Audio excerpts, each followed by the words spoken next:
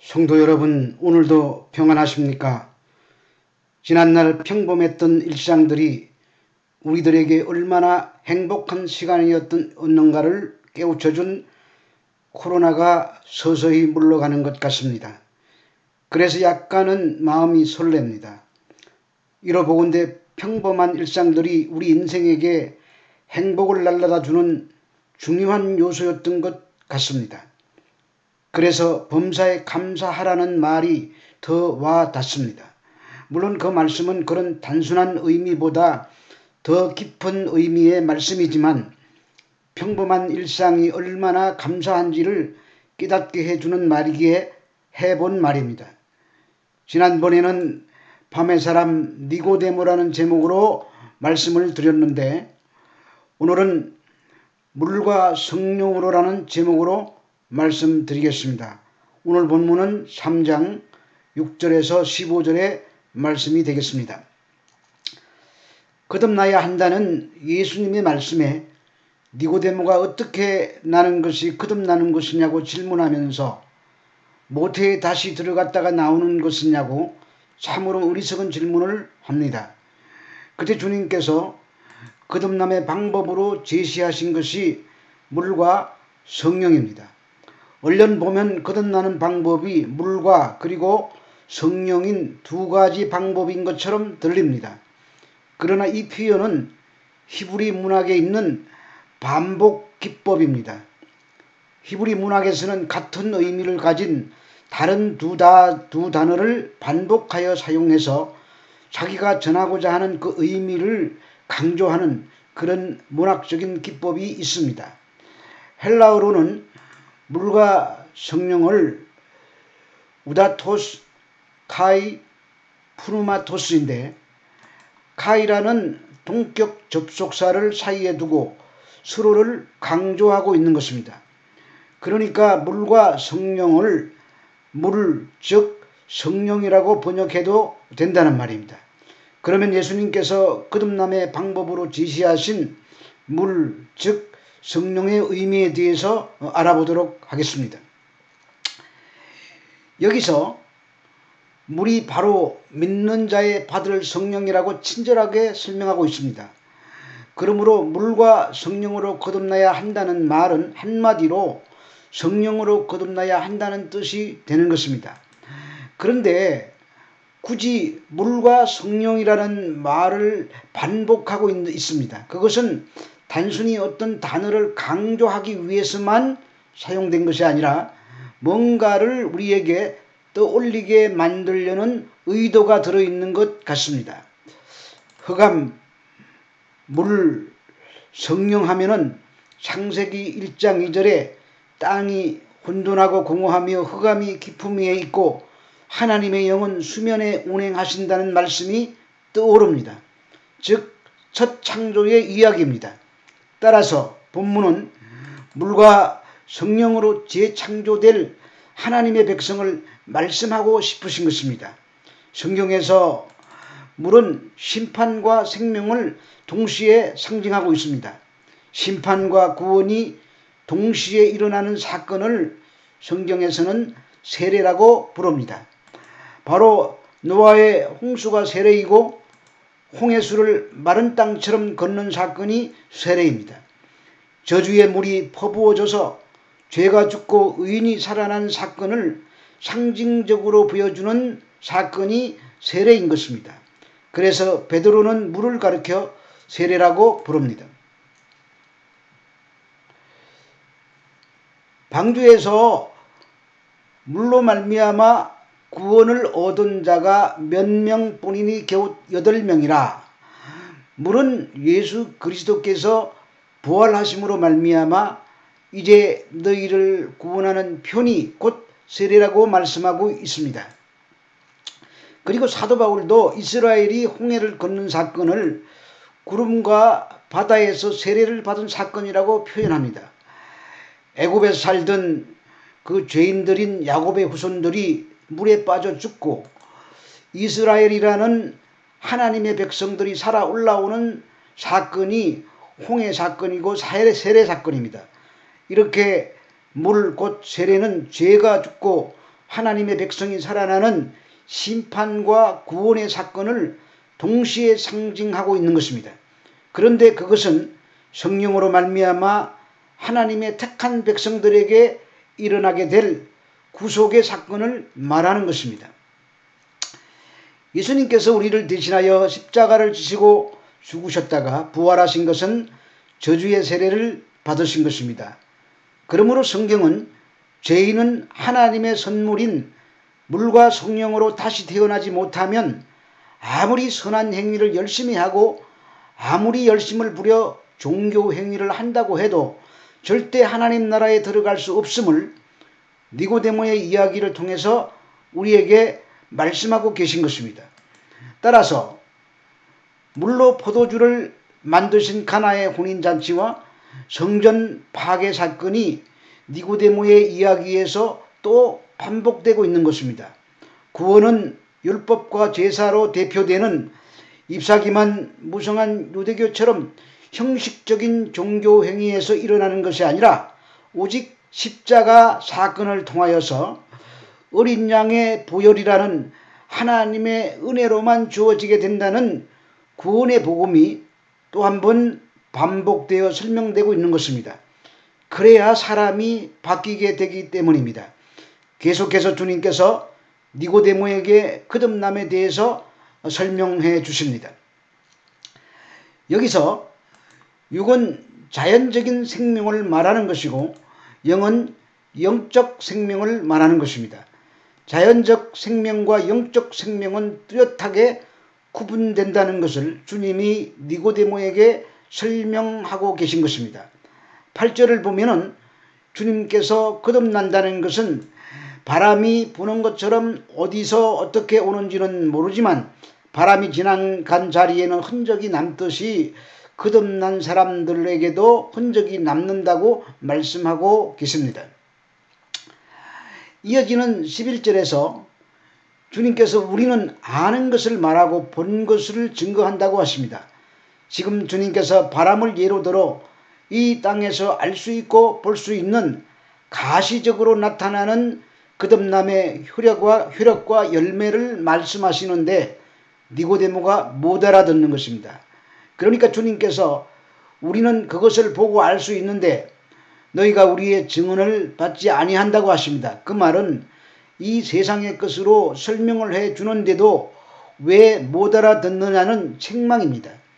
그리고는 계속해서 내가 바람이라는 이 땅의 것을 예로 들어서 거듭남에 대해서 너희들에게 설명을 해 주어도 너희들이 못 알아듣는데 너희가 하늘의 말씀인 거듭남에 대한 것이 어디서부터 기원된 것이며 언제 계획된 것이며 어떠한 능력으로 주어지게 된 것인지에 대해서 설명해 준들 너희가 알아듣지 못할 것이라는 말씀입니다.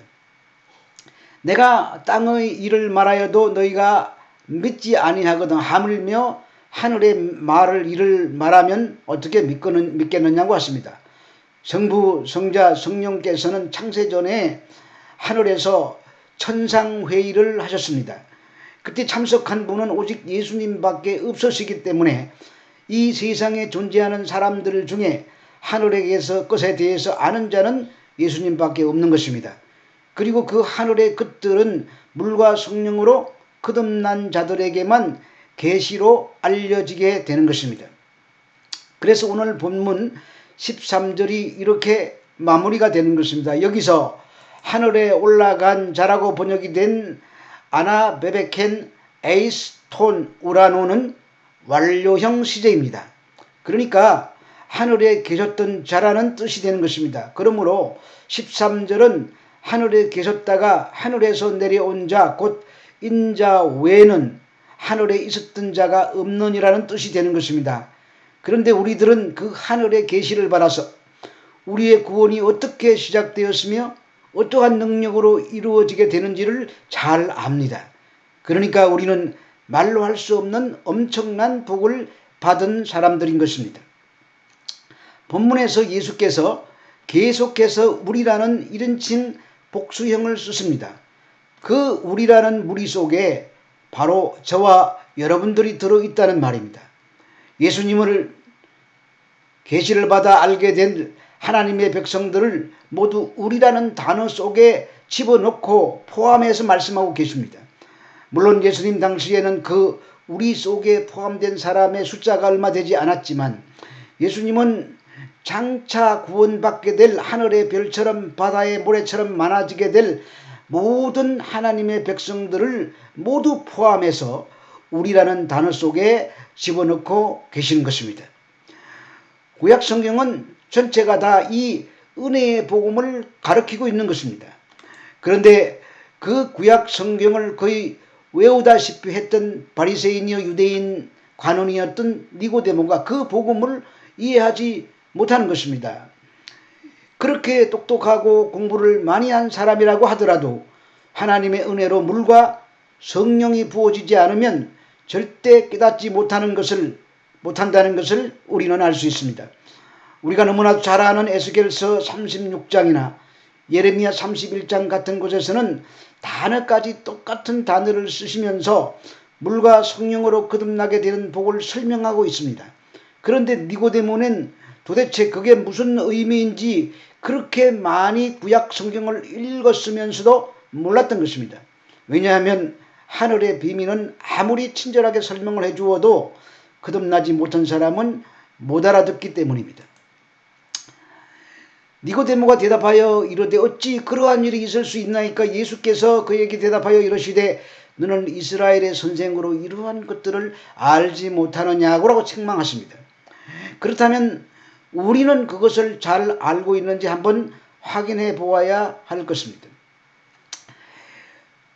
이 구절들이 바로 물과 성령으로 거듭남에 대하여 설명하고 있는 구절입니다. 하나님께서 남편이 되어 손수 이스라엘의 손을 끌고 갔는데도 이스라엘은 하나님의 말씀을 알아듣지 못했습니다.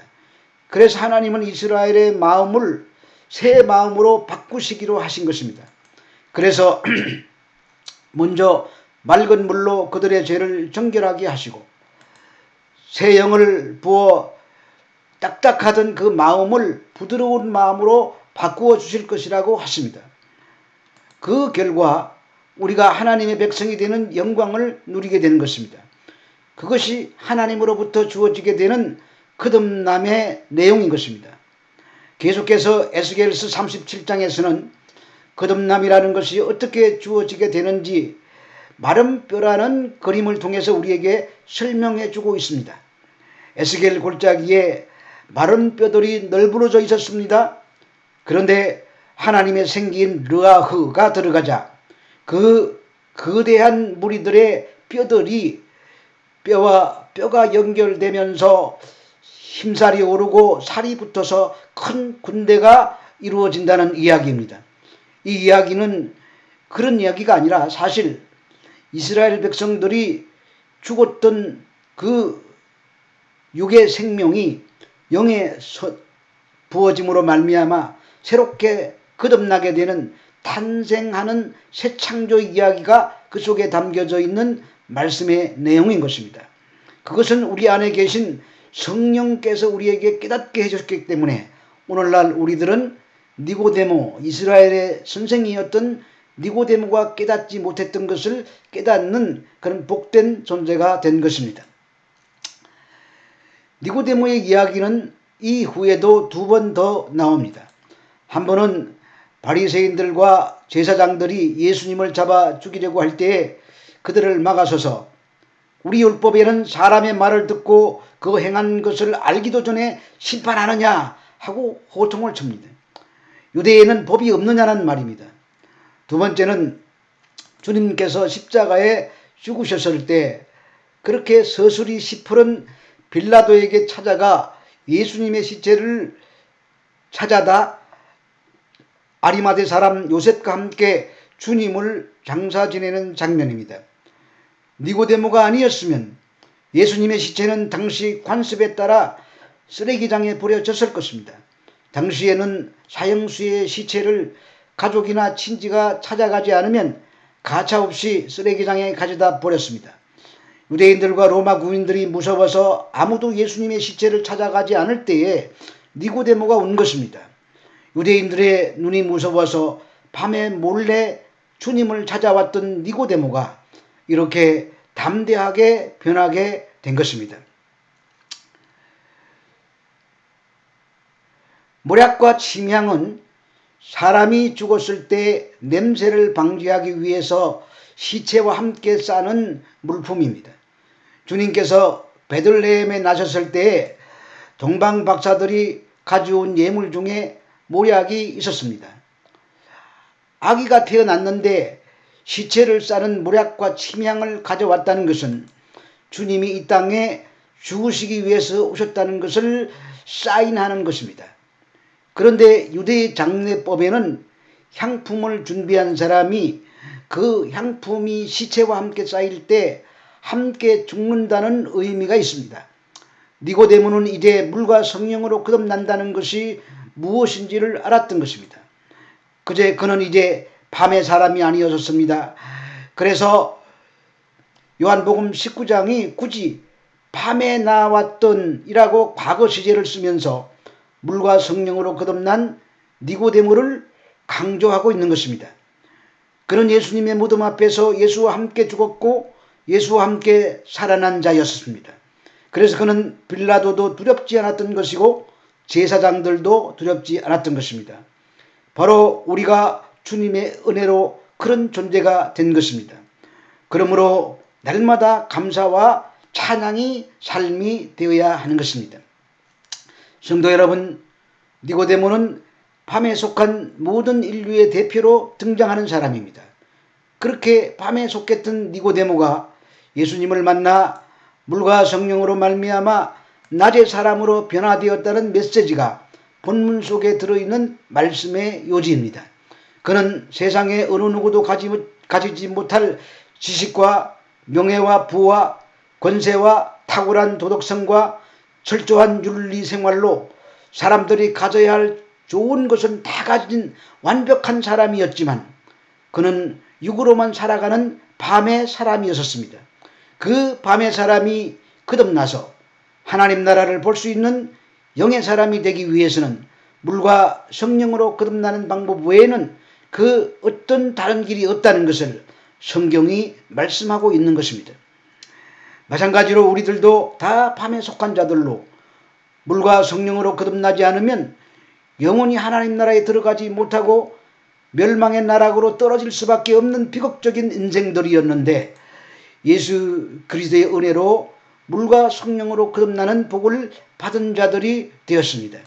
그래서 우리의 삶의 현장에 나타나는 말할 수 없는 고난과 역경 속에서도 그 놀라운 복을 받은 사람들이기에 감사하는 삶을 살아가야 하는 것입니다.